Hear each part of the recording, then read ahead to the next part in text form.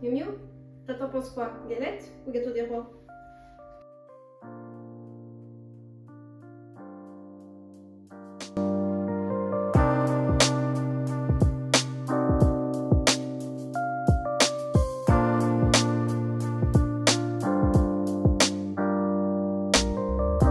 Aujourd'hui c'est l'Épiphénie et partout en France on va manger de la galette et tirer les rois. Au Portugal ça fait un petit moment que ce dessert il fait partie des menus des fêtes, sauf qu'ici il n'y a pas de fèves ni de couronne. La galette des rois elle existe dans toute l'Europe depuis le Moyen-Âge. Et comme la plupart des traditions, on l'a hérité des Romains. Et plus tard, l'Église elle a récupéré ce rite païen pour l'associer à la Nativité et l'Épiphénie comme on la connaît aujourd'hui. C'est entre l'année 1869 et 1870 que la galette des rois a été introduite pour la première fois par un Français au Portugal.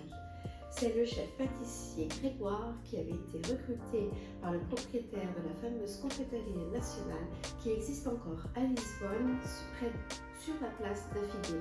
Je vous laisse ces informations en légende. Rapidement, les pâtisseries de Lisbonne ont commencé à reproduire leur propre recette de galette des rois, ce qui a origine beaucoup de variations à la recette originale française. À Porto, ça ne sera qu'en 1890 que la galette des rois sera introduite grâce à la confréterie Cascais qui aussi fera sa version de galette des rois à partir d'une recette française. Au début, apparemment, il n'y avait pas de couronne, mais il y avait bien une fève. La fève, le fruit sec, ou alors un petit jouet ou un pendentif que les gens gardaient parce qu'ils disaient que ça les portait bonheur.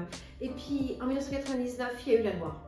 Cette loi, ce qu'elle vient faire, c'est interdire l'introduction de la fève ou d'autres objets dans le gâteau des rois. Comme un gâteau des rois sans fève, ça n'a pas beaucoup de charme, actuellement les commerçants fournissent la fève à côté du gâteau. J'espère que cette petite anecdote vous a plu. Avec l'Épiphanie et les rois, c'est la fin des fêtes.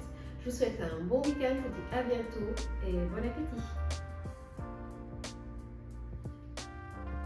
Toi aussi tu préfères la galette?